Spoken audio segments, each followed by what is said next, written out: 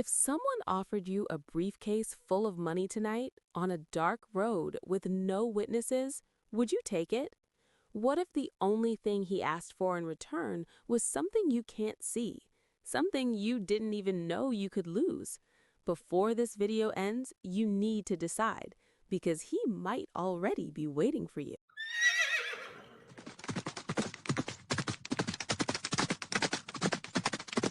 Welcome to the Hidden Archive. This is where we preserve the stories that were never meant to be told, the legends that people whisper about but never explain. Tonight's file has been sealed for generations. We're opening it. My name is Fernanda, and I'm going to tell you about the man who rides at midnight, offering everything you've ever wanted. But first, you need to understand what that really costs. By the end of this video, you'll know 3 things. 1.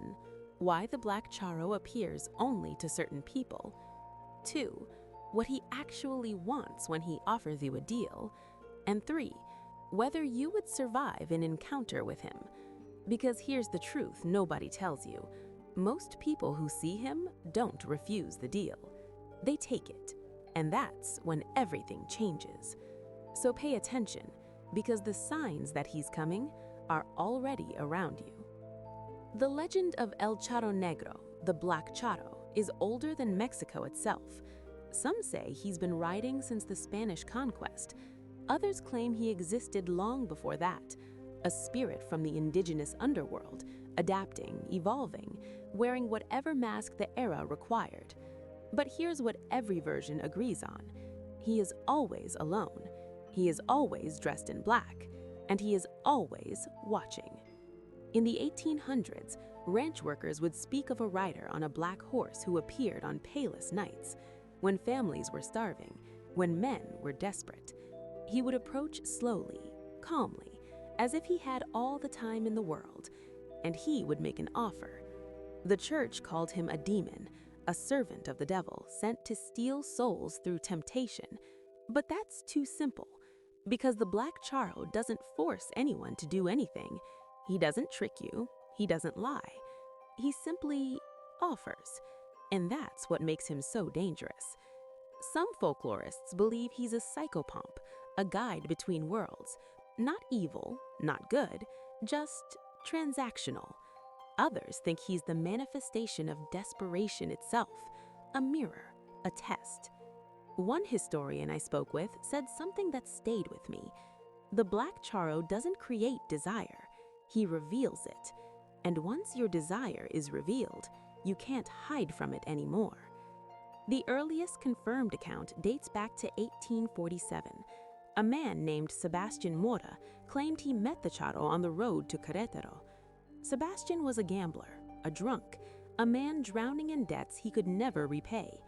The Charro offered him a leather pouch filled with gold coins. Sebastian took it. 3 months later, Sebastian was found dead in his home, alone, wealthy, surrounded by everything he ever wanted. But his face, they say his face looked like he'd seen something no human should ever see. And the pouch, empty. The Black Charro doesn't appear in daylight. He doesn't come to cities or crowded places, or anywhere you feel safe. He comes when you're alone, on empty highways, dirt roads, the kind of places where your phone has no signal and the nearest town is miles away. It always starts the same way. You'll see him in the distance, a figure on horseback, completely still. And even though every instinct in your body will tell you to drive faster, to look away, to leave, you won't. Because part of you, a part you don't want to admit exists, will be curious. He'll approach slowly, the horse's hooves making no sound. When he's close enough, you'll see his face. And here's the strange part. People describe him differently. Some say he's handsome, charismatic, the kind of man you'd trust instantly. Others say his face is shadowed, unreadable, like a void in human shape. But everyone agrees on one thing. His eyes. His eyes are black, completely black. No iris, no white, just depth. And when he speaks, his voice is calm, reasonable, almost kind. He won't threaten you, he won't scare you. He'll simply ask, "What do you need?" The Black Charro doesn't appear to everyone. He's selective. You could drive that same road 100 times and never see him, but someone else, someone carrying the right kind of desperation, they'll see him on their first try. So who does he choose? People in debt, people who've lost everything, people who've made mistakes they can't undo. But it's deeper than that. He appears to people who've already made a choice, people who've already decided they're willing to cross a line. They just haven't found the opportunity yet. The Charro doesn't create sinners, he finds them. There's a pattern in the stories, a psychological profile. The people who see him are always at a crossroads, a moment of collapse, a point where their old life has ended, but the new one hasn't begun. They're in limbo, and the Charro, he's the bridge. One witness, a woman named Rosa, described it like this: "I wasn't looking for him, but I knew that if someone offered me a way out, I would take it, no matter what." 3 days later, she saw him. He didn't find her by accident. He found her because she was ready.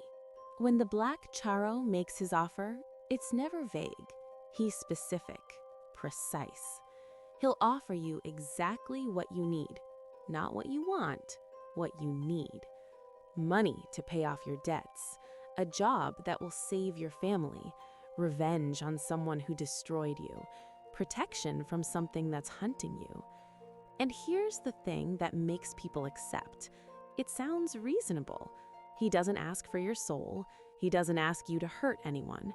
He just asks for something small, a favor to be collected later, a promise left undefined, a piece of yourself you didn't even know you could give away. One man reported that the Charro asked him to forget one name, just one, that's all. The man agreed, took the money, and left. 2 years later, he couldn't remember his daughter's name. Not because he was sick, not because of an accident. He just forgot. And every time someone said it, the sound would slip away, like water through his fingers. Another woman said the Charro asked her to stop dreaming. She thought it was metaphorical. It wasn't. She hasn't had a single dream since the night she shook his hand. The offers are always real. The prices are always hidden. And you won't know what you've lost until it's already gone. Here's what they don't tell you in the sanitized versions of this legend. The Black Charro doesn't break his promises. You get exactly what he offers. But the cost is always more than you thought you were paying. Because the Charro doesn't take your soul. He takes pieces of you. Your ability to feel joy, your memory of someone you love, your sense of safety, your dreams, your hope, your conscience. And the worst part? You won't notice at first. The money will be real, the job will be real, the protection will work. But slowly, so slowly you won't even see it happening, you'll start to hollow out. People around you will notice before you do. They'll say you've changed, that you're distant, cold, that something about you feels wrong. And you'll tell yourself it's just stress, just exhaustion. But deep down, you'll know. You'll know that you made a trade, and you can't undo it. There are stories of people who tried to return the money, who tried to break the deal.